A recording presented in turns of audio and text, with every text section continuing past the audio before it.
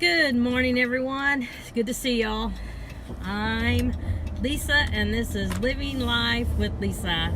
And we talk on this channel about living life to the fullest with chronic illness. I personally have been diagnosed with MTHFR, which is a gene mutation that causes all kinds of problems. But you can look into that more. I tried to explain it in another video. I'm not the best one in the world to try to explain it. So, and I'm also was recently, about a month ago, I'm gonna say 4 weeks ago, diagnosed with early onset dementia. And I am on my way to the neurologist right now. So you're gonna hear my GPS going off in the background because I don't know how to get there without it. He's in another town, and this one might be kind of long because I made 2 yesterday and neither one of them turned out right, and so I'm gonna try to do that one and this one together. I had a really rough couple of days. I put the video up about being sick, and when you're chronically ill and you get sick, it just magnifies it 1,000 times. Anyway, the last couple of days have been pretty rough. I had to go up on my dosage of medicine, and I do believe I messed up the medicine about that time that I was sick and didn't get the full dosage started. I think I got it started 2 days late. 1 or 2 days late, I'm not sure. But at any rate, I got it started. Turn right onto US Highway 6. I tell you what, I don't know if anybody can understand this. In 12 miles, turn left onto Plymouth Goshen Trail. Okay. When you're younger and kind of sowing some of those wild oats, so to speak,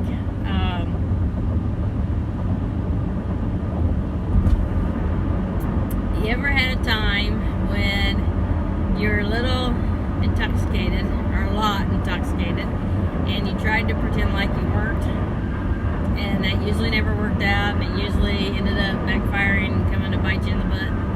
Well, that's kind of the way I felt the last couple of days, last few days. I have been so dizzy, and it has been like, you know, I've been drinking heavily for 3 days, and I haven't had a drop. That medicine made my head spin. Today is the 4th day, and I noticed every time I've gone up on it that I've had issues for 2 or 3 days. Today's the 4th day. I wasn't going to take my morning medicine this morning until I got home, but then I was afraid I was going to mess it up because that's all morning stuff, and then I'm messing it up by doing it in the afternoon, and so I didn't want to do that. So I went ahead and took it right before I left. I woke up today for the first time in several days, not being dizzy, not being confused, not being foggy, actually doing pretty good today. So I kind of didn't want to take it, but I did take it, and I figured, well, the hour it takes me to get there, he'll be able to see when so I can explain that what the medicine does, if it's supposed to do that, if it's just temporary, or if it's permanent, or if I'm on too much. That's what I want to talk about, because that's what my videos yesterday were about. The fact that I was having such a hard time getting used to this medication, and it made me think of a time my mother had lung cancer, and it was stage 4 lung cancer, and she had a doctor up here that's well known, and for the sake of the story, I'm going to have to say his name, but he's a great doctor. I love him. He's the one I'd go to if I were ever diagnosed with cancer. But anyway, that being said, I'm not going to say anything bad about this doctor. He's great. So she had got this doctor and oncologist, and Anyway, she had gotten confused and didn't know who I was, and we were talking on the phone, and she wasn't making any sense, and it scared me. I was at work, and it scared me, and so the school, I was a school teacher, the school called an ambulance, and then I called her to tell her that the ambulance was coming, but she couldn't understand what I meant. Anyway, I went down to the hospital and met her in the emergency room, and she was admitted, and she was very combative, which was unusual for her. And she, as far as in her illness, she hadn't been combative, and she kept falling, and she had bruises all over her. And my mother was 4'9", and I'm 5'2", so I'm a little bit taller than she was, but we have the exact same body build. And anyway, so she goes into the hospital, and she's confused, is putting it lightly, and she is fighting like crazy. And so they called me a couple times to come try to get her behaved. So I go in and I try to talk her into behaving, and she was a nurse, and so I remind her, you know, I said, do you remember when patients gave you a hard time? And I said, why do you want to give these nurses a hard time? Do you want to give these nurses a hard time? And she just grinned real big like, I do. So anyway, so I went to visit her, and we were having a snowstorm. The story really is going somewhere. And having a snowstorm, and she called me over to the bed, and I went over, and she was whispering to me, because the room was bugged, you know, whispering to me that I needed to go back to the States and come back with 2, not 1, but 2 U.S. attorneys and bring them back down there. And I said, where are you at? And she said, I'm in the Philippines. And I said, okay. And I backed up, and I went over to the window, and opened the window in the hospital room, and I stood in front of the window, and the snow was just blowing on me and blowing into the room. And I said, so where am I? And she looked at me for a minute, and she said, well, I didn't know you had any hospitals in Indiana. And I'm not sure, I never did figure out, so if you know what she's talking about, please put in the comments below, because I never have figured it out. Apparently there was some guy that had hospitals in the Philippines, probably in the 70s or 80s, that was kidnapping Americans. I mean, I don't know. I don't know what she's talking about, but it's something that she knew about. It was a real thing. Anyway, that's neither here nor there, but I'm not sure what she was talking about, and I've always been curious. So, anyway, so a few days pass, and they've tied her to the bed now because she's fallen so much, and she's a fall risk, so they actually strapped her to the bed, which didn't go over well with her. And the old saying, dynamite comes in small packages, was very true with my mother. And so she was not happy. And so one day I get a call from the doctor on the floor, and he calls me up, and he tells me at school, he calls me up at work, tells me the Dr. Ansari, which was her oncologist, Dr. Ansari, and I agree that the cancer has metastasized to her brain, and that is just a matter of time. So you need to make any arrangements you need to make before she dies, because it's just a matter of days and hours before she passes away. Okay, so I leave school, after school, and I head out in the middle of another snowstorm. We had a lot of snow that year.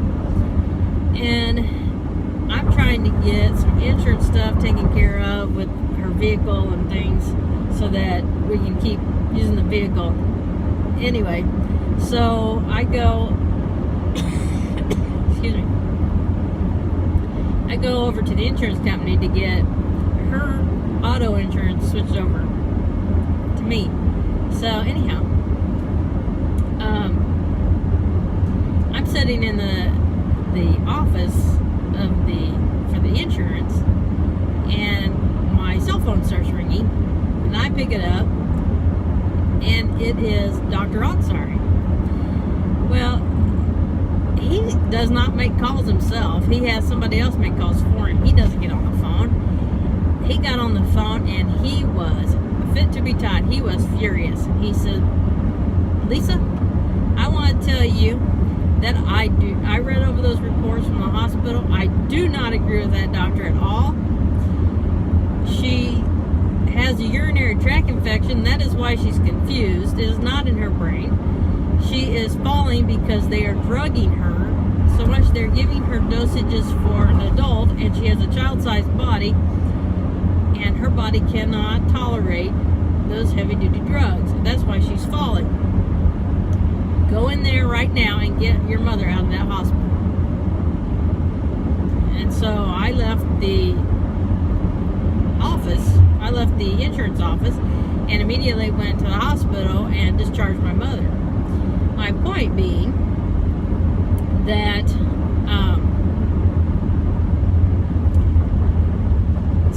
sometimes people forget, those of us with shorter statures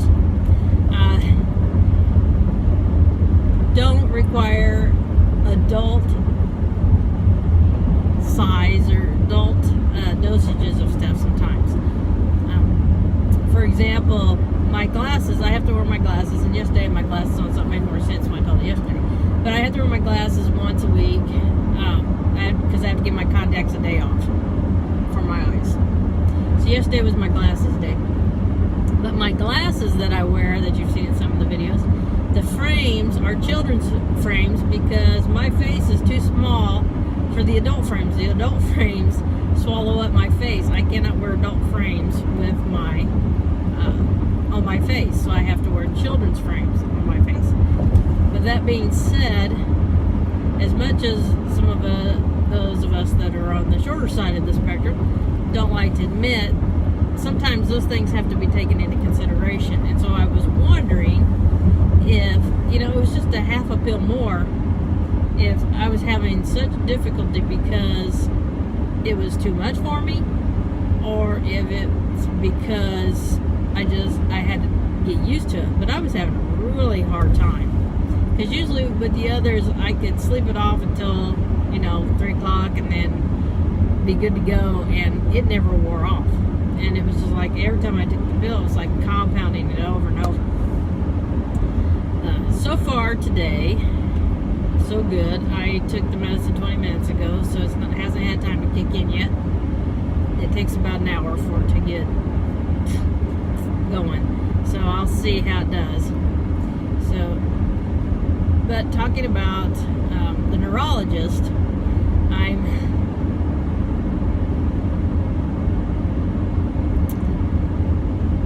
have this fantasy, and if it's not a fantasy, yay, I have this fantasy that I'll go in there today and he will come in and tell me that he was mistaken and that I don't have dementia, that he called it wrong. In half a mile, turn left onto Plymouth Goshen Trail. I don't really think that's going to happen. One, because doctors don't like to admit they made a mistake, for one. And two, I think I'm just trying to find a way out of this nightmare.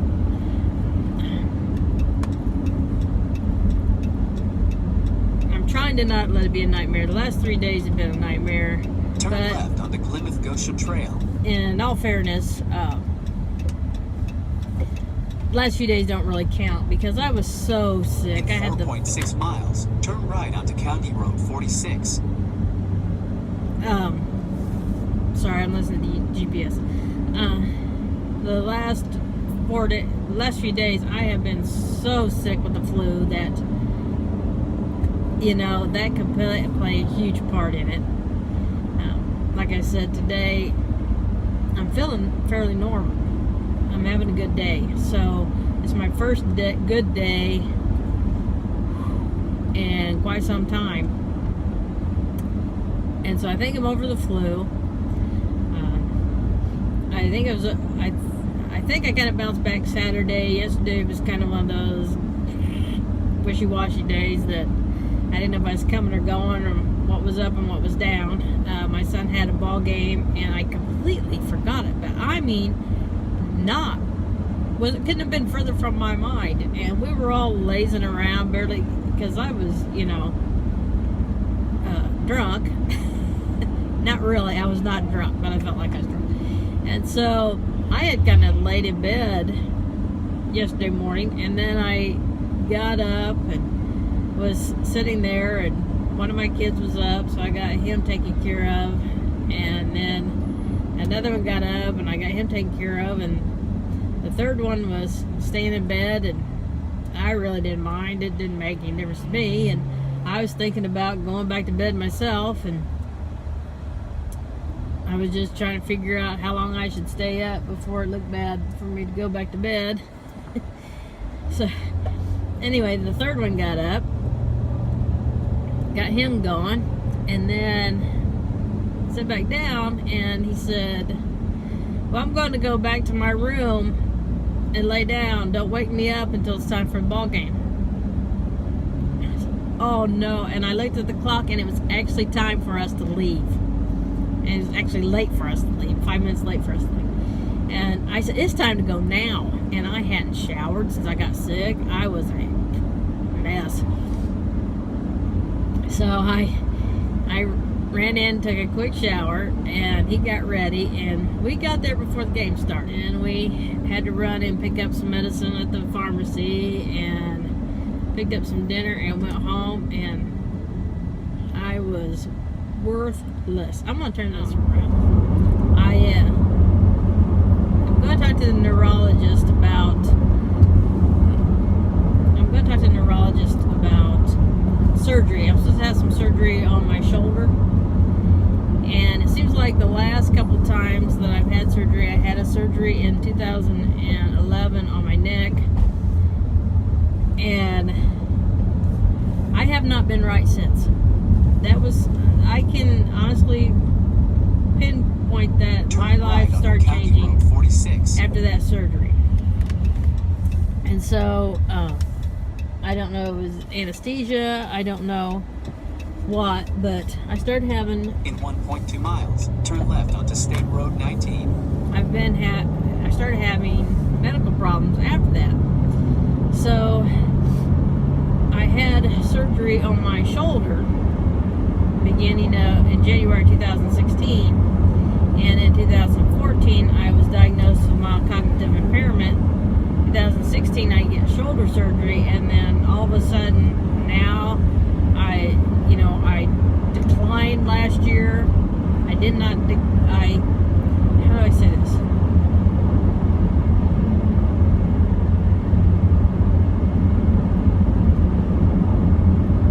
Yes. In 16 I had the surgery. I didn't do very well. I ended up in the hospital. They ended up... In half a mile, turn left onto State Road 19. They ended up putting me in inpatient rehabilitation, which is at a nursing home, but it's on the rehab side. And I was there for 8 weeks and and they were trying to teach me how to walk. Actually, I walked in with a cane. Not well, but I walked in with a cane. And they put me in a wheelchair, because they put everybody in a wheelchair because they're afraid of fall. And I had turn left onto State Road 19. One of my episodes, whatever it may be, and lost the use of my legs. I couldn't walk. And so finally, those people, they weren't going to let me out, I don't think. So one day I told the social worker that in 1 mile, took care of all that stuff. Take the first exit onto State Road 119. That does takes care of the discharges and things like that, went by, and I said, I'm leaving Friday. And I think it was like Monday or something. And she said, "Oh, did the doctor tell you you're going to leave?" And I said, "No, I'm just telling you I'm leaving on Friday." And so she said, "Okay, I'll get the paperwork ready." At the roundabout, take the first exit onto State Road 119. And so I left on that Friday in a wheelchair. I started outpatient rehab and got my land legs back. I can walk now. I use a cane sometimes a walker. Sometimes but I have a leg brace. So I get my land legs back and use a leg brace. But now all of a sudden I have dementia. I went from mild cognitive impairment to dementia. And I have to have surgery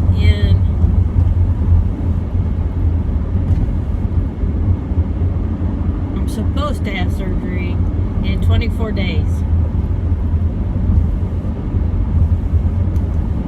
I don't want to. I don't want to. I'm supposed to have it on my shoulder. The rotor cuff is frayed. No, it's not the rotor cuff. It's the bicep. Bicep muscle is frayed here, and they were going to cut off the bad part and sew it onto the good. It hurts really bad sometimes.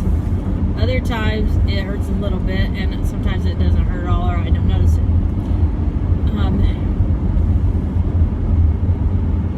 I'm afraid that if I get surgery, that I'll go downhill more. And then they found problems with my neck, which may or may not require more surgery. They think the problems with my neck is causing the balance problems and the drop foot and all those things that I have going on. So, if that's the case, and I had to have neck surgery,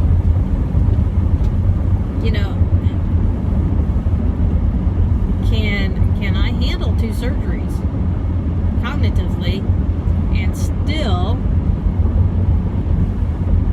raise my children?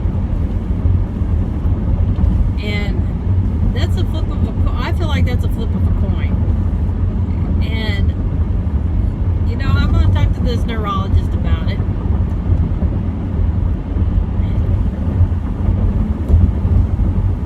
But regardless of it, almost I don't know. It almost doesn't matter what he says, because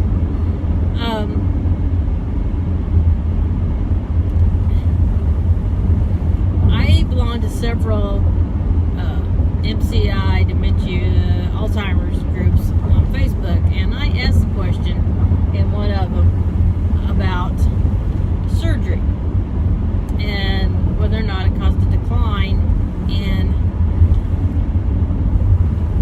overwhelming response, and probably 9 out of 10 people said yes, it caused a decline in either the person they take care of, a parent, or themselves. Only one person said that it did cause a decline, and that the pain would cause more problems. I'm not sure if the pain would cause more problems. There are people who live a lot worse pain than I do. And I have a high pain threshold, so it has to get really bad before I even complain about it. So, it's probably pretty bad now that I'm complaining about it. But like I said, it's not all the time. It's not a constant pain. It's just when I do something or overuse it, use it. but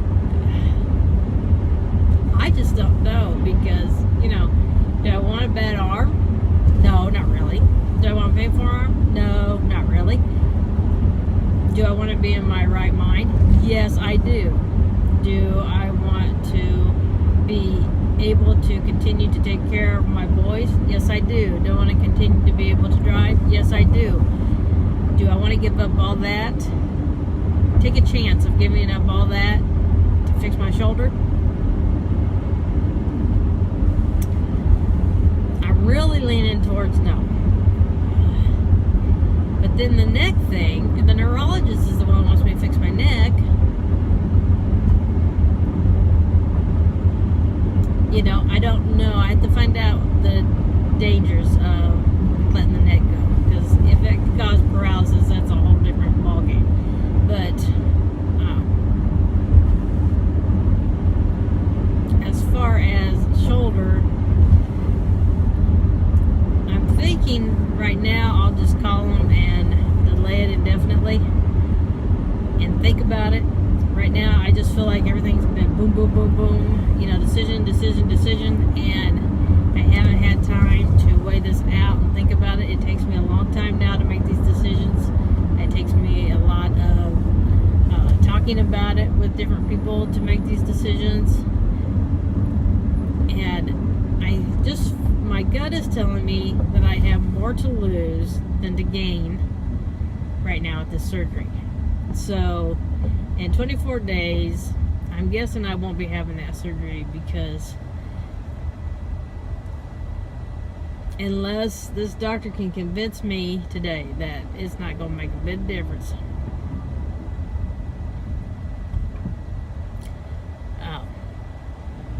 I don't want to take that chance. I'm just taking you along on my journey, and this is one of those bumps that I'm hitting right now. And I promised to take you along, so I am. So that's where I'm at. Surgery or no, I don't know. So I'm gonna hang it up for now. Try to find a doctor's office, get something to eat, and we'll see you after the appointment. Bye-bye. Just wondering, do you have these at your neurologist's parking lots? This is where you put your horse-drawn vehicles for the hospital, I guess. And this is a parking lot, so that's where the horses go in your buggy. And this is where my neurologist is. Hey, well, I'm on the home stretch home. I'm back in familiar territory, so I got to turn the GPS off. My gut is saying don't do it. And if I've learned nothing by 53 years walking this earth, is that the gut is always right. I kind of need that arm, but if I can get by without it, I don't know. It's just I don't know. But as bad as that arm can get, I can't imagine that anything is worse than having this dementia progress any faster than what it is. And you know, it's elective surgery, I think. Maybe it's not, but I think it's elective surgery because will I die without it? No. Will it get worse without it? Probably. Will it hurt without it? Probably. If I get it, do I take a big chance on losing ground cognitively? Yes, I take a big chance on losing ground cognitively. So, weighing the pros and the cons,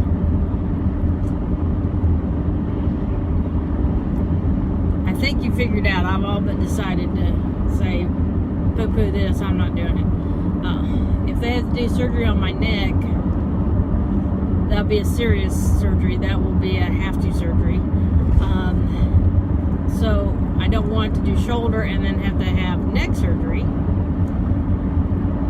and do a double whammy. Maybe I should save all my cards for my neck, and this way I can go in with that surgeon and have the conversation that I need to have with the other one about, now that I have the diagnosis, I can just say it and give me a chance to think about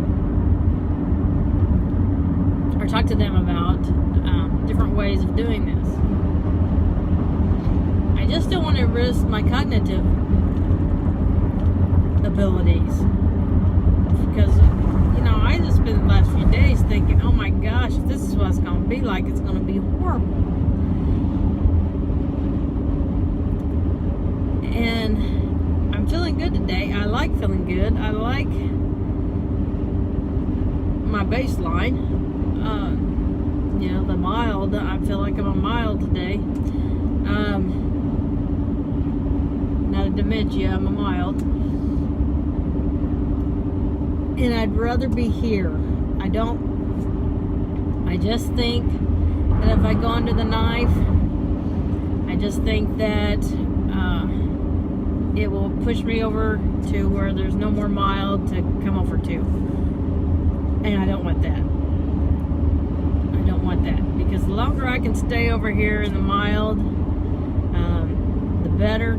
Get those kids raised, get them grown up, get them through school, get them married, some families. Then maybe I'll get shoulder surgery and see how that works. Decision made. No shoulder. Not gonna happen. And it's the right decision because